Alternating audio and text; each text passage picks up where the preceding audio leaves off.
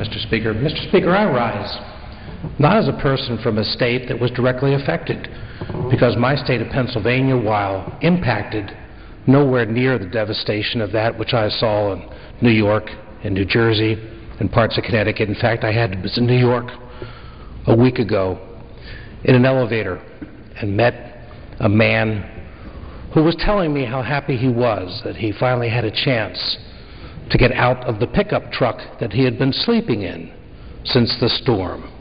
He was hoping for the first time to get back to his home.